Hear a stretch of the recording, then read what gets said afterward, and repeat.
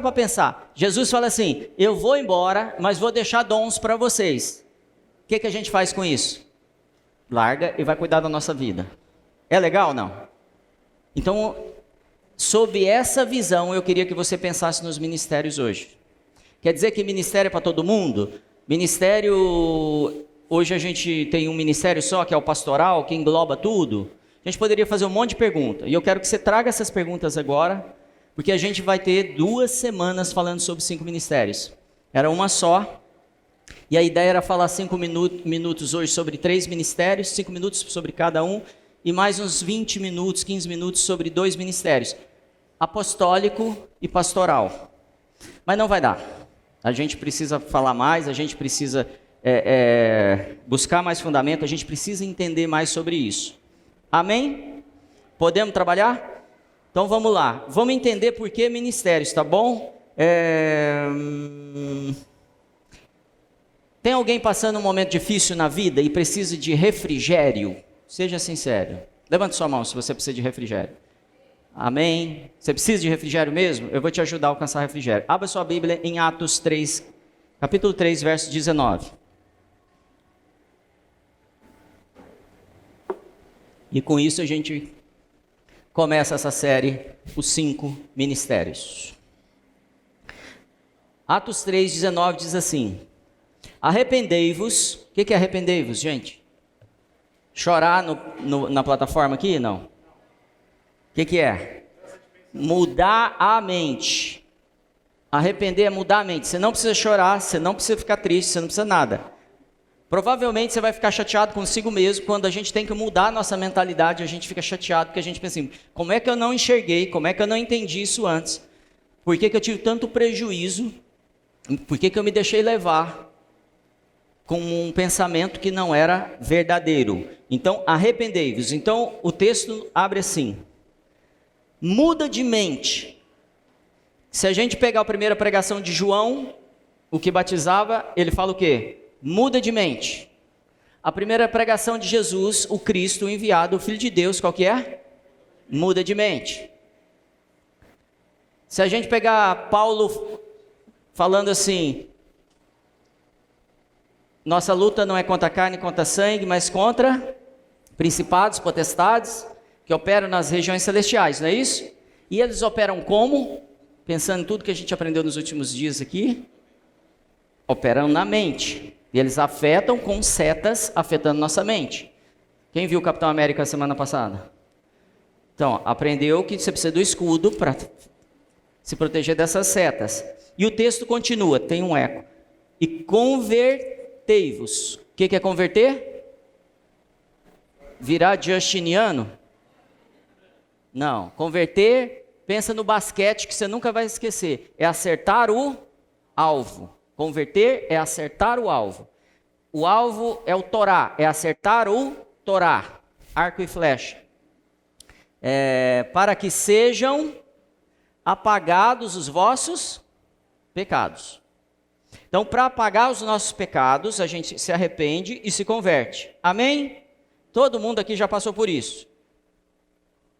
Amém? Amém. Só para confirmar. E venham assim os tempos de... Tempos de, como é que fala na sua Bíblia? De refrigério. Então, os tempos de refrigério não vêm porque eu não terei mais luta, não virão porque eu não vou ter inimigos, não virão tempos de refrigério porque eu resolvi meu problema financeiro ou de saúde, ou conjugal, ou de relacionamento com filho ou com pai, seja lá com quem for, com amigo, com irmão. O tempo de refrigério vem porque eu me arrependo, eu mudo a minha mente, eu começo a funcionar diferente, e eu acerto o alvo, eu faço aquilo que o Senhor está pedindo para eu fazer. Faz sentido? E aí vem os tempos de refrigério, pela presença do Senhor. Venham assim tempos de refrigério pela presença do Senhor. A presença do Senhor é quem gera em nós paz, gera em nós refrigério. E por que a gente, quando está com um problema, ou quando a gente peca, a gente não corre para arrepender, e na verdade, normalmente a gente se afasta de Deus? Porque são setas falando para a gente sobre vergonha, e a gente se afasta de Deus, e aí a gente se afasta do tempo de refrigério, e a gente entra num ambiente de acusação. O inferno com fogo é isso, você vive um ambiente inflamado, o tempo todo tá tudo inflamado em volta de você, incomodando. Amém? Continua na sua Bíblia aí. 3, verso 20. E envie ele a Jesus Cristo, que já dantes vos foi pregado, o qual convém que o céu o contenha, até os tempos da restauração de tudo. Estou lendo bem devagar para você prestar muita atenção. O qual convém que os céus o contenha. Contenha quem? Quem que os céus têm que conter? Jesus. Por que eu oro para Jesus vir se a Bíblia está falando que os céus vão o conter até um determinado tempo? É mais ou menos assim, é eu orar para uma criança aprender a dirigir um carro. Tá certo essa oração? Pode acontecer? Pode, mas não faz sentido nenhuma, porque é fora do tempo. Então a igreja ora pedindo para Jesus vir, e a Bíblia diz que o qual convém o ideal, o certo, o que vai acontecer, porque é isso que é a vontade do Pai, que Jesus seja contido lá no céu, não vem agora, até a restauração de tudo. Que louco. Então o que deveríamos fazer para que Jesus venha? Jejuar então, não é? Cantar música. Ler Bíblia. O que a gente deveria fazer para Jesus vir? O quê? Restaurar. Restaurar o quê? Eu preciso que você pense que você faz parte disso. E se você entender isso, nós vamos mais rápido para algo que a Bíblia chama de restauração.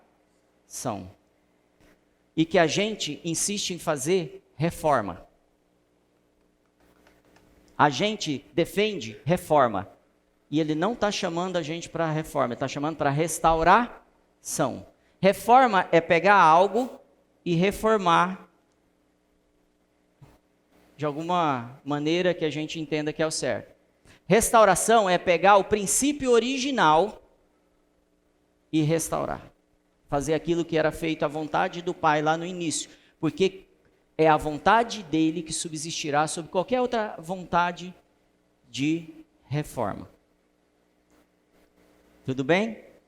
Dos quais Deus falou pela boca de todos os santos profetas desde o princípio. Então, se a gente pegar a Bíblia, usando esse texto como base, nós vamos encontrar desde Gênesis 1, o anúncio da restauração do plano inicial de Deus. E eu preciso entender qual é o plano inicial de Deus e como essa reforma acontece. Então, a palavra restauração, e eu hoje anotei bastante coisa sobre tradução de grego e hebraico, não dá tempo de trazer tudo isso, eu proponho um curso só sobre isso. A gente vai abrir alguma sala para trabalhar sobre os 5 ministérios, tá bom? Mas quero trazer uma visão panorâmica. Apocatástasis é a palavra restauração. Restauração do propósito original. É isso que está escrito na sua Bíblia. O plano é restaurar o propósito original para que Jesus venha. Quem está afim da vinda de Jesus aí? Quem está querendo que ele venha? Eu quero. Então eu preciso começar a entender como as coisas são restauradas. Como a teocracia é restaurada na minha casa. E não Mamon e Deus, ou o homem no centro, qualquer outro Deus. Não existe, eu tenho que começar a entender como eu restauro a minha casa, como eu restauro a minha vida, como eu me arrependo. Presta atenção como o texto muda de mente. Para de orar errado. Para de ir na igreja buscar coisas erradas. Ele não está falando de pecado, mas está falando de buscar coisas que não edificam o plano de Deus. Como a restauração acontece? Abra sua Bíblia em Efésios 4, verso 11, um texto muito conhecido por todos nós. Enquanto você abre, quero dar super boas-vindas aí para quem está nos visitando, viu? Sinta-se em casa. Se precisar de alguma coisa, tem uma galera aí. E não vai embora sem dar 16 abraços. Amém?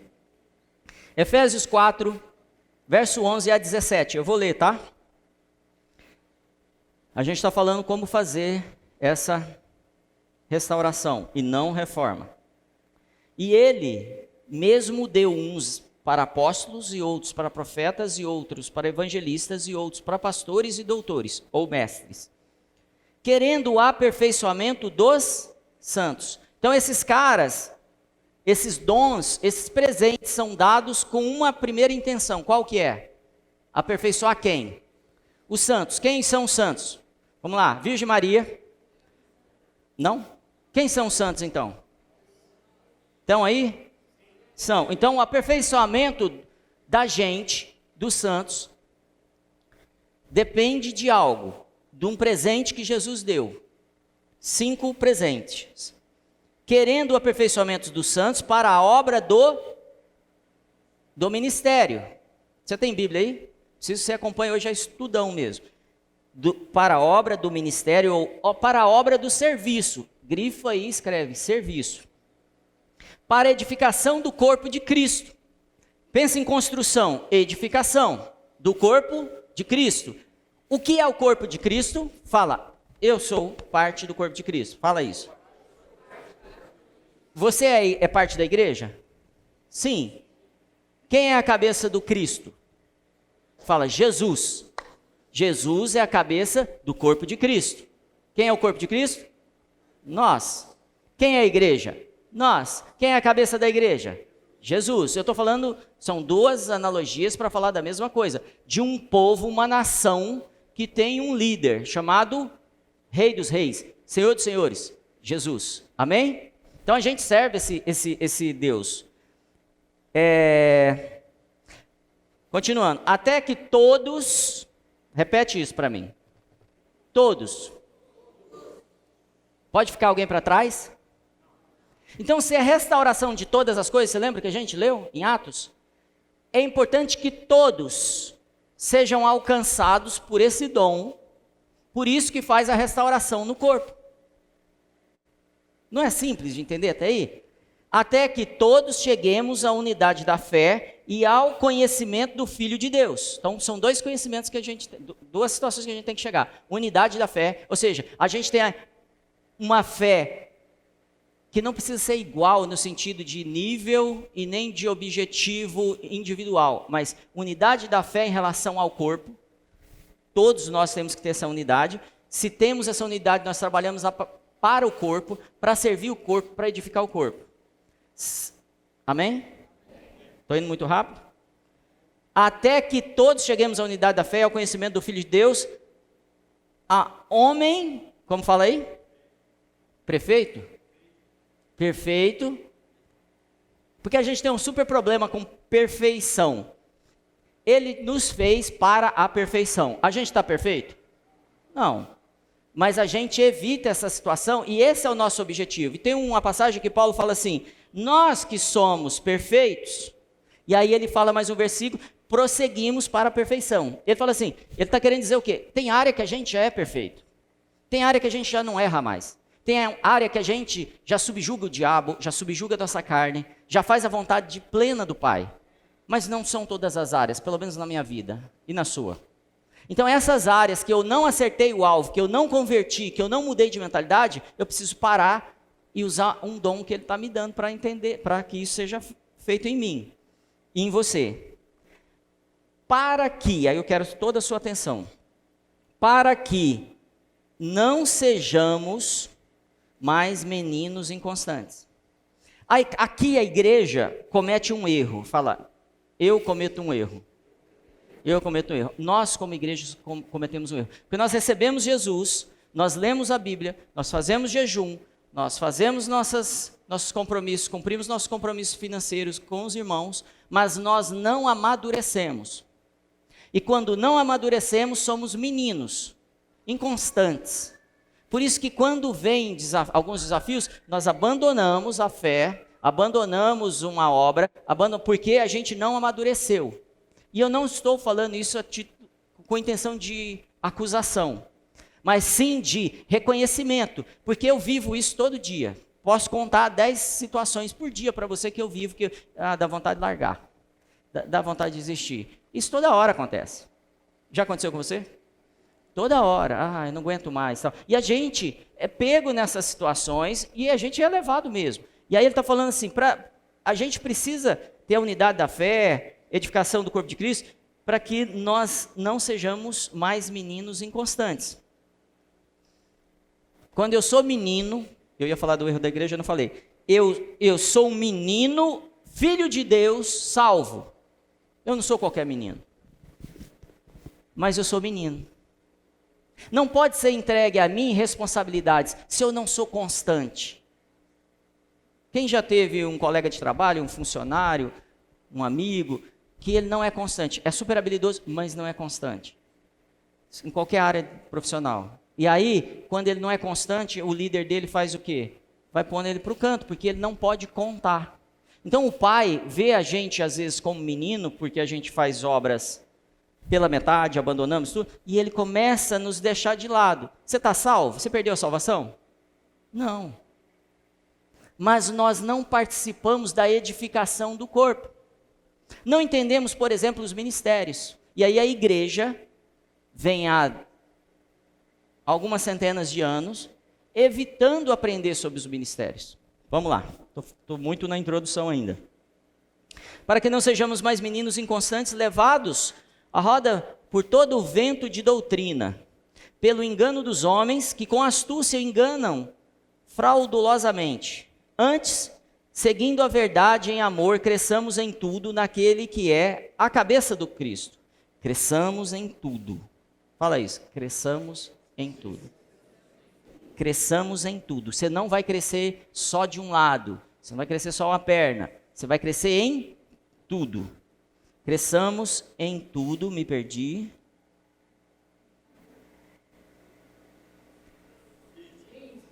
Sim. Amém. Antes, seguindo a verdade em amor, cresçamos naquele que é a cabeça de Cristo, do qual todo o corpo, bem ajustado, fala, corpo bem ajustado, é ligado pelo auxílio de todas as juntas. O corpo é ligado por juntas, segundo a justa operação de cada parte. A unidade do corpo acontece segundo a justa, o que é justa? A correta, a certa, operação de cada área do corpo. Então o Just, por exemplo, como uma parte do corpo, tem uma operação, ele é chamado para fazer alguma coisa nessa cidade. Amém? Você na sua casa é chamado para fazer alguma coisa, no seu trabalho, na sua escola, sei lá. Você é chamado para fazer, para ser justo. Sendo justo, você começa a conectar partes do corpo e ajudar com que essas partes se edifiquem e cresçam. Isso também te traz maturidade, porque você vai sendo exercitado na fé, no exercício da palavra, e aí você começa a ser um restaurador do plano inicial. Amém? Faz o aumento do corpo para a edificação em amor. E digo isto, e testifico no Senhor, para que não andeis mais como andam também os outros gentios, na vaidade da sua mente. Ele deixa um recadinho no final. Foram dados dons, e tem uma coisa que atrapalha você alcançar os dons. Como termina o texto? O que atrapalha? A vaidade da minha mente. Ele já está dando uma dica como eu alcanço esses dons, como eu entendo esses dons, ou como eu sou afetado por alguém que tem esse dom. Porque se eu sou vaidoso na minha mente e encontro com um profeta genuíno, o que eu faço normalmente? Eu rejeito, não rejeito?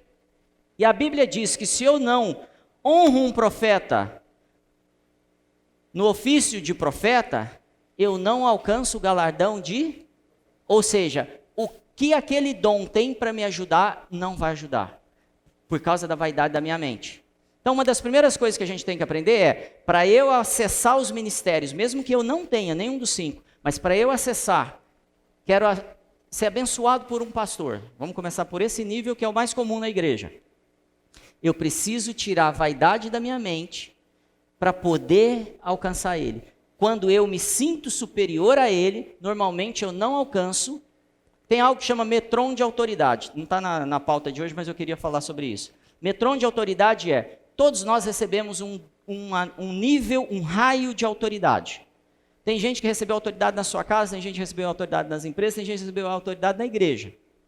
Metron de autoridade é essa área que ninguém pode definir senão eu. Pensa numa área que é só você que define. Sua família, por exemplo. Posso ir lá e definir alguma coisa da sua família?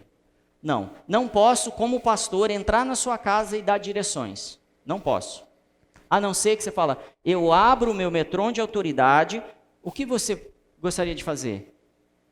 Por isso que quando Jesus manda os apóstolos, vão de casa em casa, e eles falam assim, se eles não vos receberem, chacoalha a poeira dos seus pés e vão embora. A paz que vocês iam dar, volta para vocês. Lembra desse texto? Então ele está dizendo assim, na casa do cara, o metron de autoridade é dele. Por isso que quando Jesus chega a Nazaré, ele não pôde fazer muitos milagres. Porque eles não o reconheciam como Jesus. Como muitos não me reconhecem como pastor, e não acesso o que tenho, e aí a partir daí começam a criar filosofias, ideologias, e eles pensam o que eles quiserem. Mas nunca vão alcançar o que eu tenho. E o que eu tenho, só eu tenho. Fala para o seu vizinho isso. O que eu tenho, só eu tenho. O chamado é meu. Fala para ele, o chamado é meu. Você quer? Vai pegar comigo. Amém? Então nós somos seres únicos que fazemos parte de um corpo e que devemos entender o nosso papel individual dentro desse corpo, para entender o papel coletivo e operar junto com o corpo. Tudo bem, gente? Para isso acontecer, deixa eu beber água enquanto liga aqui. Preciso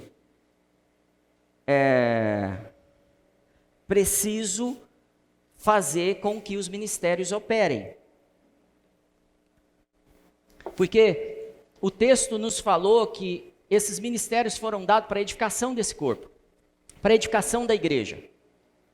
Isso quer dizer que uma igreja que só tem pastor nunca vai ser edificada na sua plenitude. Porque ele não deu pastores para a edificação do corpo. Ele não deu profetas para a edificação do corpo. Ah, mas tem mestres que sabem tanto e sabem orar também, e tem os reteté e não sei o quê. Ele não deu mestres para a edificação do corpo. O que ele deu? Os 5 ministérios. Então, a gente nessa casa é super preocupado com isso, com que os 5 ministérios fluam, interajam e se corrijam.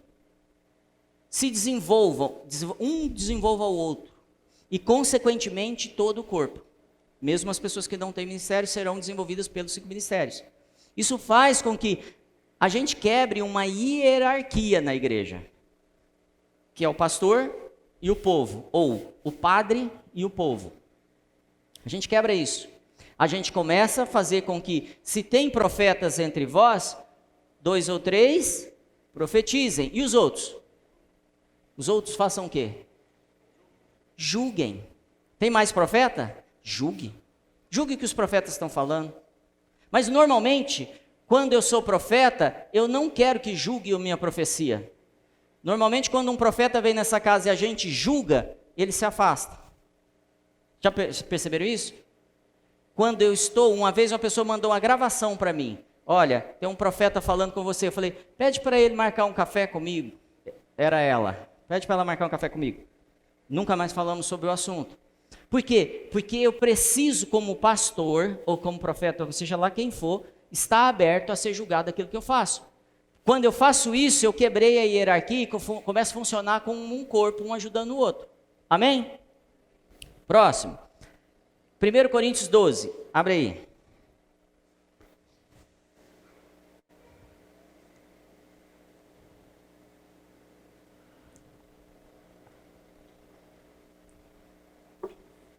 Verso 28 a 30.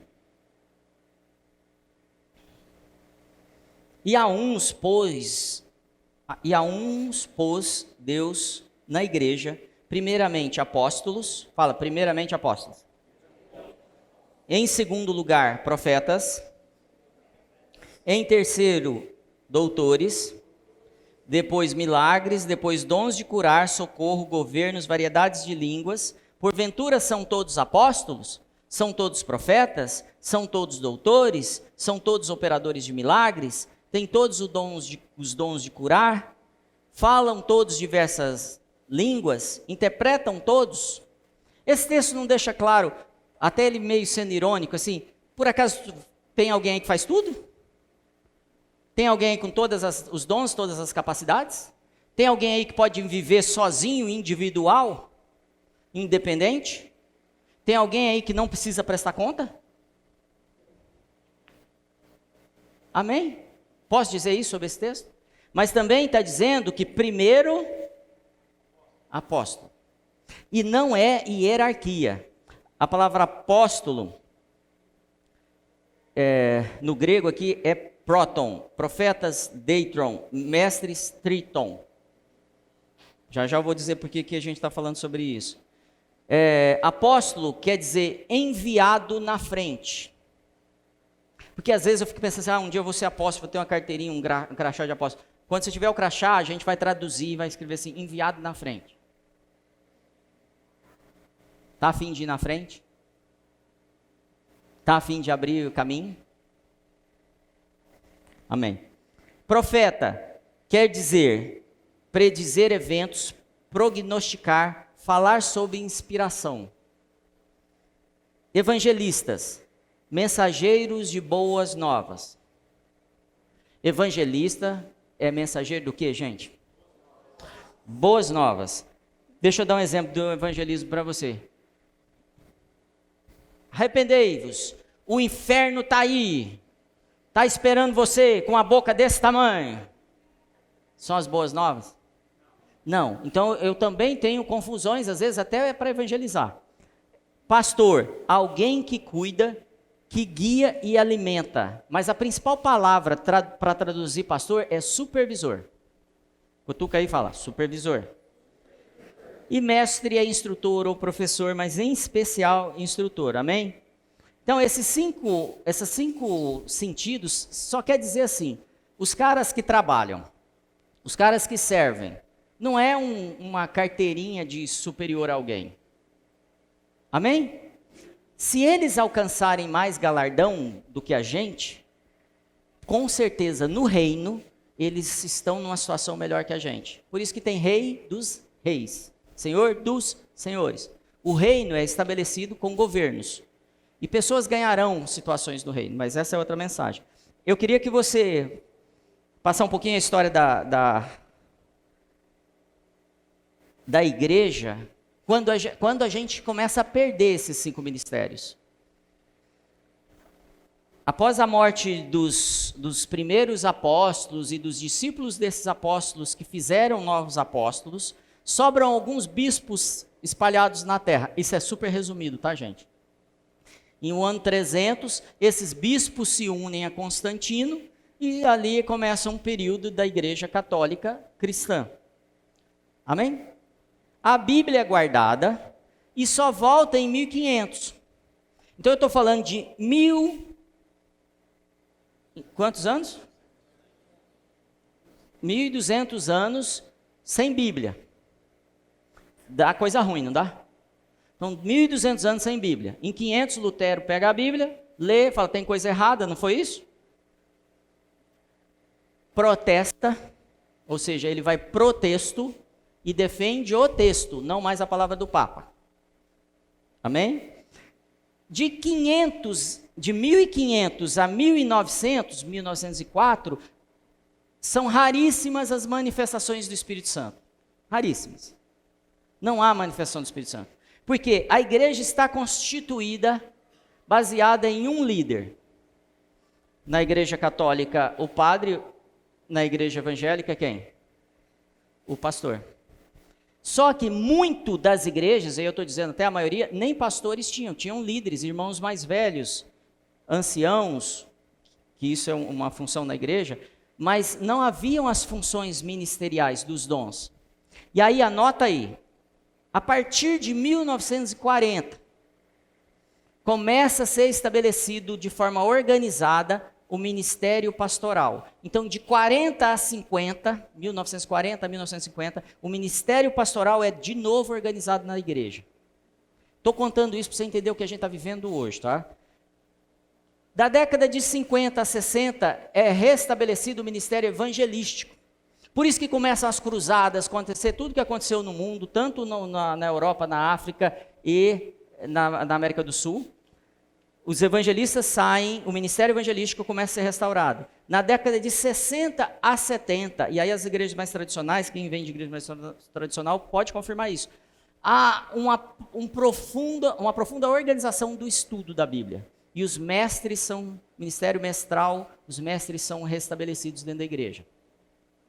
Porém, a igreja não entende isso como um ministério de autoridade, e sim os caras que entendem um pouquinho e organizam isso na figura do pastor.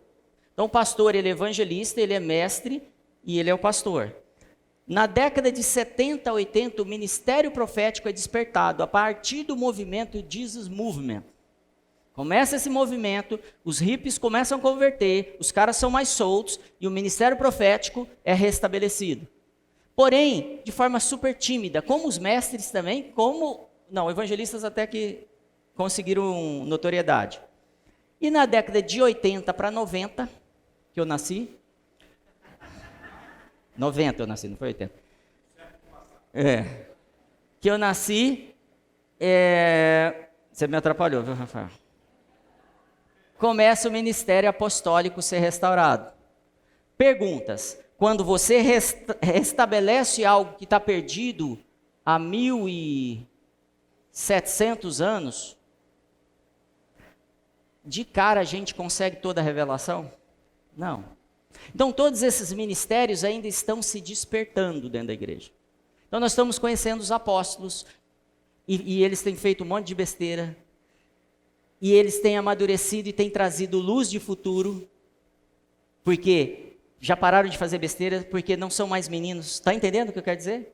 E aí eles começam a amadurecer mais, e amadurecer mais, e amadurecer mais, e hoje eles estão restabelecendo algo na igreja que foi perdido, que chama-se paternidade.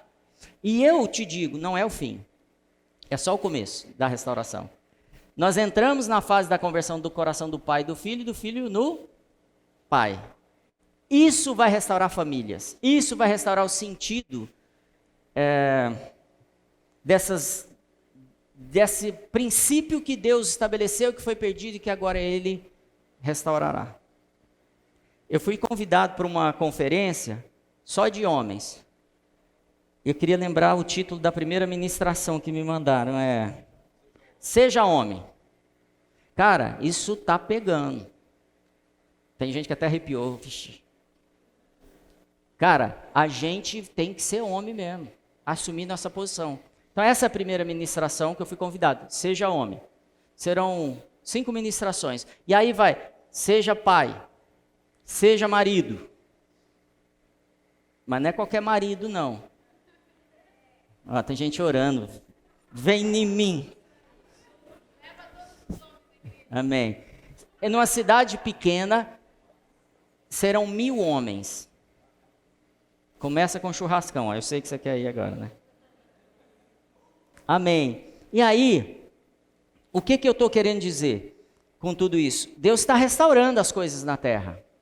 Tem uma mensagem de pânico que não é boas novas, mas Deus está restaurando. Você olha para o Brasil, você vê claramente que Deus está restaurando. Que o ano que vem vai ser melhor, e que o outro ano vai ser melhor, e que o outro ano vai ser melhor. Se nós fizermos a lição de casa. Se nós entendermos nossos papéis e os papéis dos ministros, porque toda a restauração da sociedade depende da restauração da igreja. Não falei reforma. Restauração da igreja no modelo de Atos. Restauração do nosso comportamento de domínio sobre a terra, como havia em Adão. Amém? E aí, tem umas brincadeiras, né, que o pessoal fala que os ministérios, já viu esse dos dedos, né? O apóstolo é indicado como, não viu isso não? O dedão é o apóstolo, quando você quer saber que como cada um funciona, é assim, para você registrar aí. o dedão é o apóstolo, o indicador é o profeta. Por quê?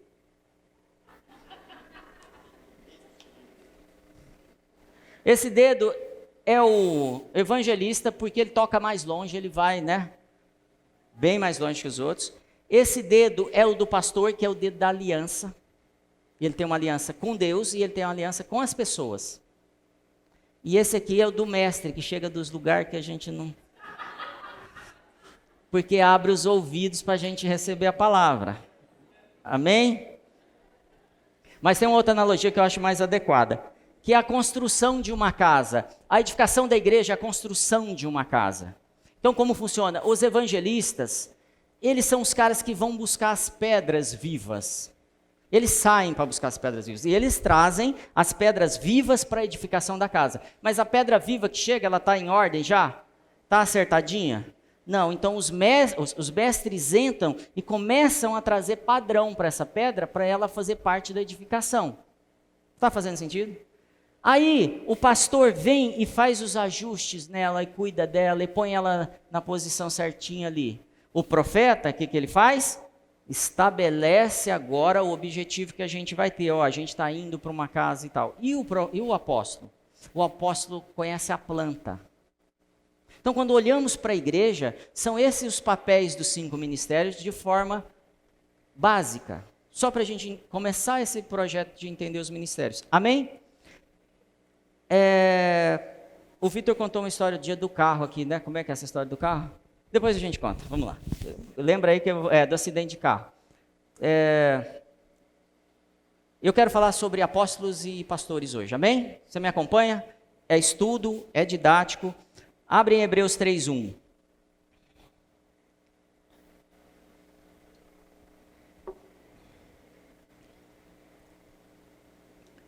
Apóstolos do Pai, eu quero falar para você. Existem 3 categorias de apóstolos, tá bom? Por isso, irmãos santos, participantes da vocação celestial, considerai a Jesus Cristo o apóstolo sumo sacerdote da nossa confissão. O apóstolo sumo sacerdote quem é? Jesus. Então Jesus é apóstolo? Sim. Ele é enviado? Sim. Então ele é o primeiro exemplo e ele é o apóstolo do Pai. Foi enviado por quem? Pelo Pai. Tranquilo? Abre agora em Lucas 4, 18 e 19. O Espírito do Senhor está sobre mim, pois ele me ungiu para evangelizar os pobres, enviou-me para curar os quebrantados de coração, pregar liberdade aos cativos, restauração de vista aos cegos e pôr liberdade os cativos oprimidos e anunciar o ano aceitável do Senhor. Ele evangelizou os pobres? Sim. Ele era evangelista? Ele curou ou não? Pregou liberdade aos cativos? Isso quer dizer ser mestre. Liberdade aos cativos é o cara que está na prisão, na escuridão, ou seja, na ignorância. E ele prega, ele não abriu a cadeia. Vocês entendem isso? Jesus não abriu a cadeia para você sair? Ele pregou para você sair da cadeia. Ele é mestre. Amém? Para você sair da escuridão. Pôs liberdade aos oprimidos. Esses são proféticos. Quem é que traz... O que o profético faz, Gra? O que é as 3 áreas que a profecia opera? Exortação, confortar e animar. Edificar, confortar e animar. Então, o cara que está oprimido, ele é afetado pelo profético. Por último, ele foi pastor? Eu vou resumir para a gente não pular o céu. Jesus foi pastor? Foi pastor. Então ele operou nos 5 ministérios, por isso que ele nos deu. Agora eu quero falar dos apóstolos do Espírito Santo. Teve os apóstolos de Jesus? Teve. Quem eram? 12. Teve o apóstolo de Deus? Sim. Algumas pessoas falam assim, mas não existem mais apóstolos, porque Paulo foi o nosso apóstolo pleno e ele trouxe todos os fundamentos que nós precisamos. Querido, se nós tivéssemos a igreja plena lá atrás, talvez não tivéssemos mais necessidade de apóstolos, mas a igreja não está plena. Se a igreja não está plena, precisamos de apóstolos. Porque um mestre não entende o que um apóstolo entende. É mais ou menos assim, Jesus, o bom pastor, fala com os pastores. Jesus, o mestre, fala com os mestres. Jesus, o profeta, fala com os profetas. Jesus, o apóstolo, chama os apóstolos para mostrar a planta para eles. Jesus, o evangelista, queima o coração dos evangelistas e põe os caras para andar. O que eu quero dizer? Existe um linguajar e uma mensagem para cada um dos dons. Então, um dom diferente não entende o que o outro está pregando. Apóstolos tinham dificuldade de entender o que o outro falava. Pedro fala isso sobre o que Paulo escrevia. Amém? Então, eu falei do apóstolo de Deus, apóstolo de Jesus e agora o apóstolo do Espírito Santo, que está, abre em Efésios 4:11. E ele mesmo deu uns para apóstolos, outros para profetas, outros para evangelistas, outros para pastores e outros para mestres. Quem que conduz esses apóstolos que Jesus deu o dom? Fala, o Espírito Santo. Não é Jesus. É como se falássemos assim, existem 3 grupos de apóstolos. O de Deus, que é Jesus, o de Jesus são os apóstolos, o do Espírito Santo, que é para os dias de hoje. Não é o Espírito Santo que nos foi dado? Sim ou não? Sim, então é ele que é nosso ajudador. Então eu não posso ter um dom apostólico sem relacionamento com o Espírito Santo. Ou profético, ou evangelístico. Eu não posso. Mas eu posso receber esse dom, abandonar o Espírito Santo e continuar operando. Deixa isso para outro dia, vamos lá. Salmo 115:16. Antes de você ler, eu quero voltar fazer uma revisão do começo. Deixa aberto aí os salmos. Jesus deixa dons para a gente, deixa presentes para a gente. Quais são os presentes? Esqueci de falar do apóstolo no dedo, né? Apóstolo é aquele que toca todos os outros ministérios. Primeiro é o apóstolo, depois profeta, evangelista, mestre e pastores. Qual é o motivo que Jesus deu isso para a gente? Para a edificação da igreja. Aí você vai entender porque que a igreja não sai do lugar ainda, porque ela não tem autoridade em toda a cidade. Porque ela não foi edificada nos fundamentos dos apóstolos, e sim dos pastores. Ok? Para que Deus quer que a igreja seja restaurada? Para que ela vá até a sociedade, para que ela ore para o Pai e fale assim, me dá as nações, me dá os negócios, me dá a educação, me dá a mídia, me dá a arte, me dá a moda, que está na mão de um monte de gente errada, para que eu edifique também essas áreas, como igreja. Não era isso que estava acontecendo em Jerusalém? Alguém tinha falta de alguma coisa? Até quem não queria andar com eles, respeitavam eles. Não mexe com esse povo não, esses caras estão certos. Então, a restauração de todas as coisas que a Bíblia fala, depende da igreja se restaurar. Porque sempre começa pela casa do Senhor. Quando começou o processo de exposição de corrupção no Brasil, o primeiro lugar que foi exposto foi a igreja. Entrou um monte de coisa dentro da igreja, um monte de negócio estranho, aconteceu coisas terríveis dentro da igreja. Mostrou o coração de cada um de nós. Foi grave.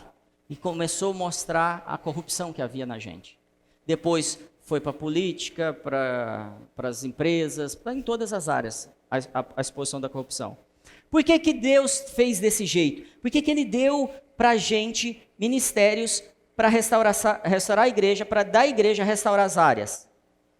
Porque Ele tem um plano inicial. Porque Ele quer restaurar o plano inicial. Que está em Salmo 115:16, que diz assim, os céus são os céus mas a terra deu Ele aos filhos dos... Para quem que Deus deu a terra, querido? Fala, para o diabo. Fala, para o diabo. A terra é do diabo, fala. Salmo 115:16 fala isso. O que a Bíblia fala, gente? De quem que é a terra? Dos homens. Como é que quando Deus dá um talento, um valor, um recurso para a gente, o que Ele espera que a gente faça com esse recurso? multiplique, transforme aquilo na melhor coisa possível. Por isso que quando Jesus ensina a gente a orar, ele fala assim, a oração que você tem que fazer assim, que seja feita na terra como é no céu, porque a terra é de vocês. A terra é uma colônia do reino dos céus. Tudo que acontece no reino dos céus pode acontecer na terra, desde que você se posicione, se arrependa, se converta. Tempos de refrigério virão sobre todo o Brasil, sobre sua casa, sobre sua empresa, sobre todas as áreas. Então os ministérios precisam se organizar para isso. Eu vou ter que correr, pulei os apóstolos, fui para o pastor, tá bom? Apóstolo não é uma palavra religiosa, é uma palavra política. Guarda isso, depois você consegue acessar isso. Características dos apóstolos, só para a gente não deixar em branco isso. Ele faz sinais, prodígios e milagres. Ele tem um coração de pai. Essa é a principal característica do apóstolo. O coração dele é de pai. Ele quer ver o outro desenvolvido. Por isso que ele é chato. Por isso que ele olha lá na frente. Por isso que ele cobra. Por isso que ele estabelece novas metas toda hora. Apóstolo não quer dizer que o cara que abre igreja. Tem uma confusão aí, mas ele normalmente abre igreja, tá? Apóstolo é o cara que tem a planta do plano de Deus. Nós temos apóstolo nessa casa. Amém? Nós temos profetas nessa casa. Nós temos pastores e mestres nessa casa, ungidos, reconhecidos, com formação, com tudo isso, tá? Agora, apóstolo é o apóstolo Marcos e Ju, tá? Apóstolos dessa casa, que são responsabilidade da planta dessa casa. Nós também estamos nos preparando para ungir, para identificar, reconhecer e ordenar ministérios aqui. E alinhado com o apóstolo Marcos, a gente já está seguindo, trabalhando com isso. Então o apóstolo tem autoridade, são peritos arquitetos, eles têm palavras e eles têm obras, eles não param, são os caras que mais trabalham. Eles estabelecem escolas bíblicas, eles estabelecem novos ministérios, eles são supervisores do trabalho da igreja. O que a igreja está fazendo? Isso tudo está na Bíblia, eu tenho os textos anotados, depois a gente disponibiliza para vocês. Eles nomeiam e ordenam anciãos, estabelecem o presbitério da igreja, e eles aprovam e ordenam os diáconos. Tá bom? Tranquilo? Existem os apóstolos verticais, que são apóstolos de redes apostólicas. Eles estão coordenando redes apostólicas. Existem os apóstolos eclesiásticos, que normalmente estão sob uma denominação ou um grupo de igrejas que funciona no mesma linha. Existem os apóstolos horizontais, que estão nos mercados. Eles são líderes de rede de advogados, rede de empresários, rede de médicos. Eles são influenciadores de pessoas de mercado. Amém? Tranquilo, tá aí?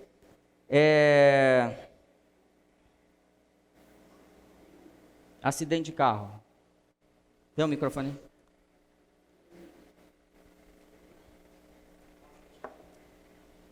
Quem coordena, quem ordena, quem unge normalmente os ministérios na igreja, ou pelo menos estabelece como deve ser ordenado, são sempre os apóstolos. Pastores podem fazer? Podem, mas o ideal é que quem está olhando a planta defina isso principalmente. Pastores, gente, a palavra original para pastor é poimen. Aquele que cuida do rebanho, se envolve com cuidado e supervisão. O trabalho dele é apacentar. Quem conhece o Salmo 23 aí? No Salmo 23 tem três palavrinhas que falam assim, finalzinho fala assim, o teu cajado me consola, tua vara e o teu cajado me consolam. Consola é a palavra nacan, consolar quer dizer consolar, confortar, oferecer compaixão, lamentar com alguém que está sofrendo, arrepender-se, inspirar intensamente por causa de uma emoção profunda. Inspiração. O que eu trouxe? O que eu estou dizendo de um pastor? O coração do pastor é diferente do apóstolo. O pastor sofre a dor que a pessoa está sofrendo muito rápido. A empatia, o nível de empatia dele pela outra pessoa é muito grande. Por isso que às vezes você chega numa igreja e está falando com uma pessoa que tem um cargo de pastor, mas o chamado dele é outro, mestre, evangelista, apóstolo ou profeta, você não consegue se conectar. Porque o chamado dele não é pastoral. Ele vai cuidar de você, ele vai te ajudar, mas ele vai te ajudar assim, beleza, o que nós vamos fazer amanhã então? E você está querendo assim, cara, eu preciso de uns 3 dias de repouso, porque eu estou... Onde eu arrumo um testado? E ele está falando, não, meu irmão, você é forte, vamos lá. Estão entendendo como funcionam esses dois caras? Eles são importantes. É importante que os dois estejam no mesmo lugar? Porque tem hora que você vai precisar mesmo de um abraço. A dor é grande, está difícil. E ele vai te abraçar, ele vai te beijar, ele vai ter compaixão. Ele vai chorar sentindo a mesma coisa que você está sentindo. A gente tem gente aqui nessa casa que está sendo preparado, sendo desenvolvido para isso. Deixa eu te falar o que não te faz pastor. Você se formar em teologia. Isso não te faz pastor. Mas a gente sai da escola de teologia com uma carteirinha de pastor. Não faz sentido. Porque às vezes você é um mestre, um apóstolo, um profeta, ou nenhum deles. Mas você é um super teólogo, que é de super valor, de muito valor dentro da igreja. Porém, a gente faz teologia e vira pastor. A gente não entendeu que ser pastor é um dom que o Espírito Santo coloca em mim. Amém? Será que tem pastor que não é pastor? Lógico que tem. Por quê? Porque a informação foi errada e o coração da pessoa é tão bom que ela está lá servindo. Ela está fazendo às vezes daquilo. E eu acredito numa coisa também. Às vezes, alguém é ungido pastor porque ninguém aceita a função de pastor. Numa região, eu sei de pessoas que foram levantadas que não são pastores. E aí, porque não tinha outro para pôr, Deus põe esse cara aí. Porque os dons são dados conforme a necessidade, não conforme a aparência. Porque senão tinha gente nem seria pastor, né? É feio pra caramba.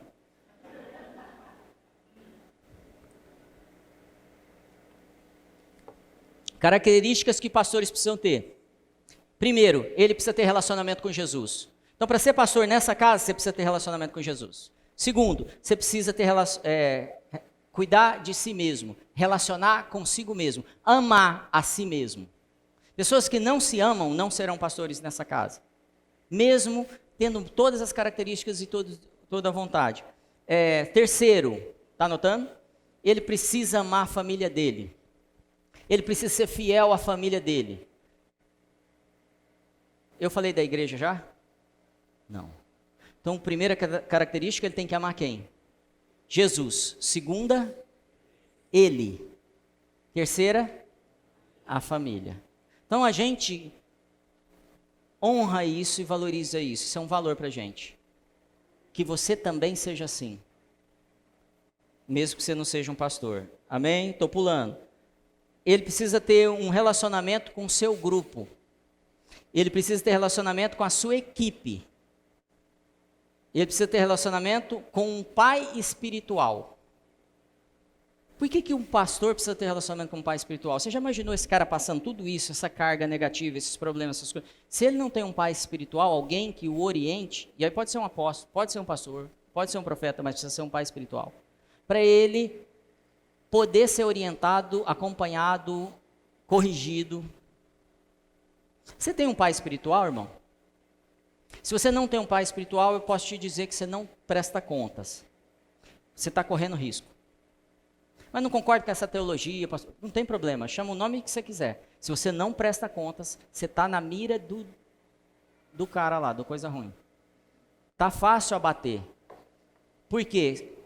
Você vai fazer tanta coisa decidindo sozinho que a margem de erro é muito maior. E se você prestar contas e for sincero, você vai poder se arrepender de coisas que a sua mente está errada, seus planos estão errados, seu entendimento está errado. Amém? Então, ser pastor é um dom. Ele também tem misericórdia, que é compaixão. Amém? Como que um pastor é? Conta aí, Vitor, pega o microfone e conta para nós. Como é que foi essa história? O Vitor vai contar para a gente que se fosse um acidente de carro, imagina um acidente de carro, pá, bateu. Como que a gente poderia identificar os 5 ministros nesse acidente? Conta aí. Levanta aí.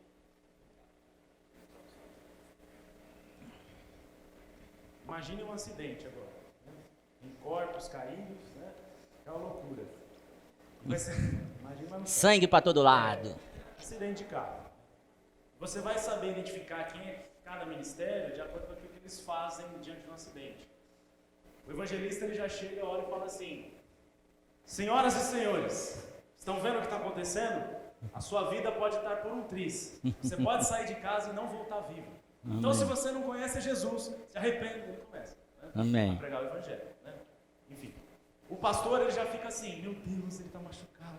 Né? Já pega aqui no meu amigo, né? E começa a ver quem está ferido e cuidar. E dá um jeito de cuidar.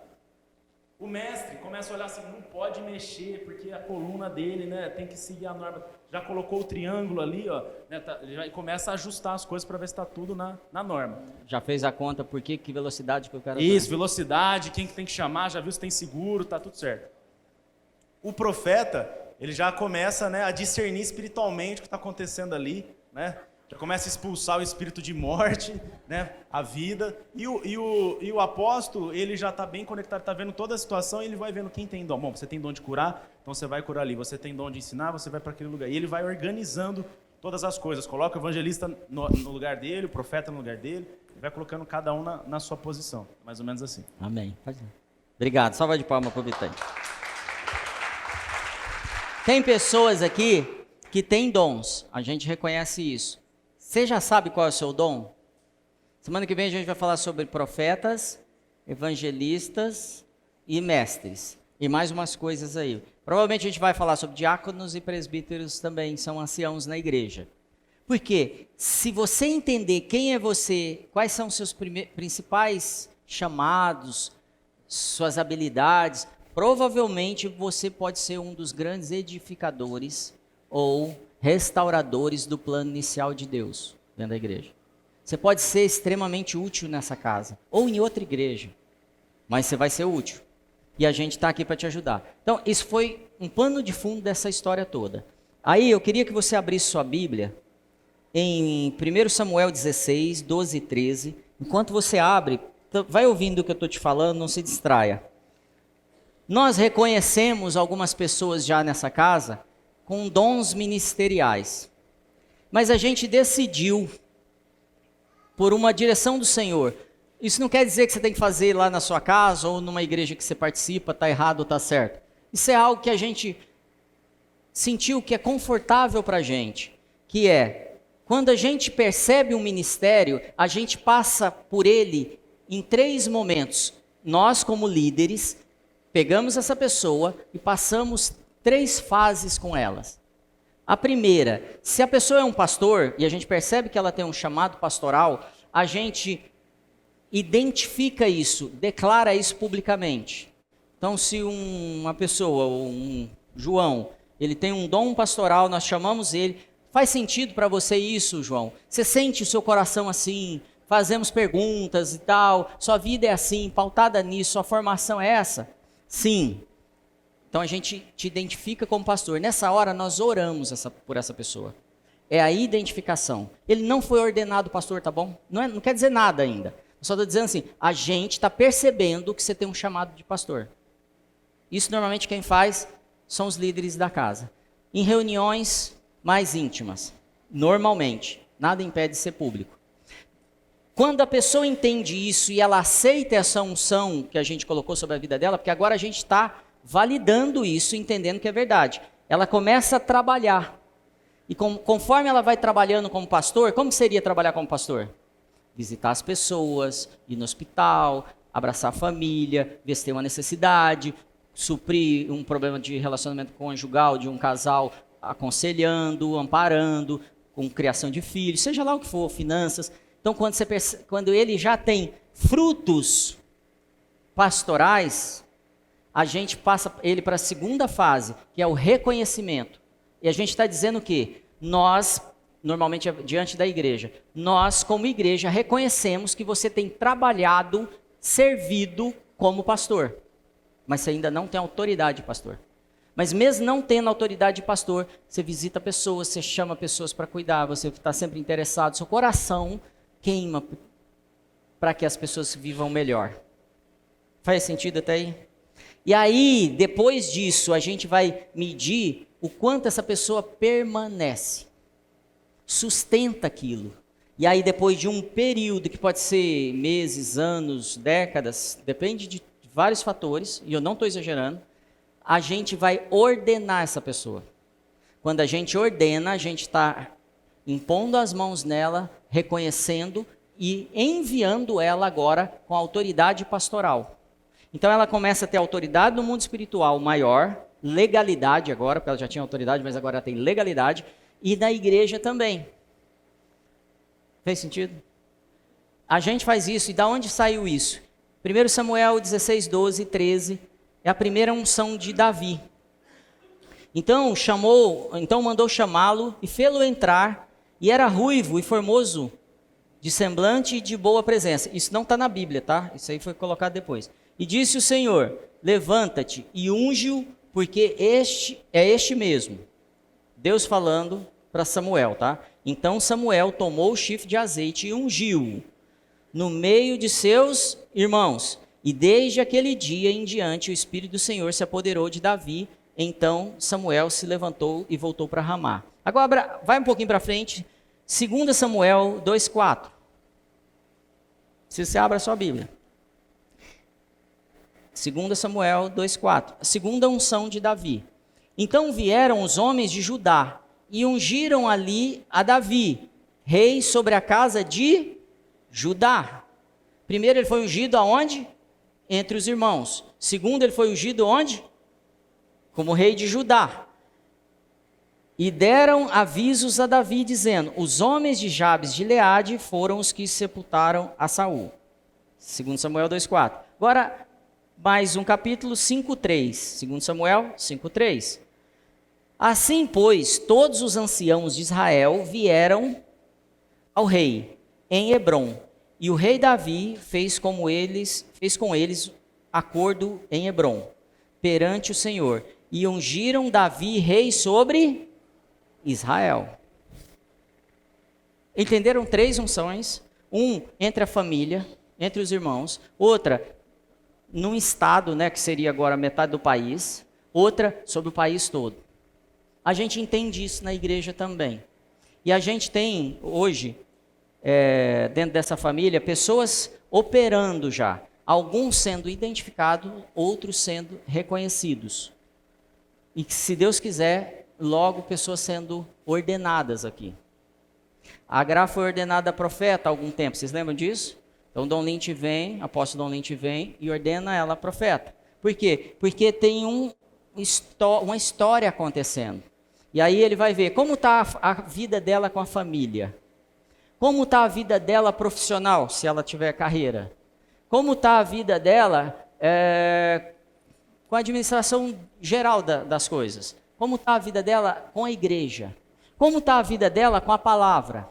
Como está a vida dela com o Espírito Santo. Quais os sinais já têm acontecido na vida dela. Então isso também aconteceu. E aí eles vêm e ordenam. Nós temos necessidade de novos ministros nessa casa. Mas não pode ser só para te dar uma carteirinha. Porque se antecipamos isso, pode ser que a gente mate a pessoa. Amém? Mas tem pessoa que não vai morrer, vai crescer cada vez mais se receber. Porque vai entender que é o momento e é esse o chamado dela. Amém? Busca na sua memória, principalmente os que são mais frequentes na casa. Tem pessoas que têm cuidado uns dos outros e não são pastores? Tem pessoas que têm ido buscar pessoas sem ser evangelista? Levado, você precisa ir, não tem? A gente também tem visto isso e a gente observa isso o tempo todo. Então hoje nós vamos identificar 2 casais e reconhecer que a segundo nível há um casal. E eu queria que você ficasse de pé para a gente começar esse processo.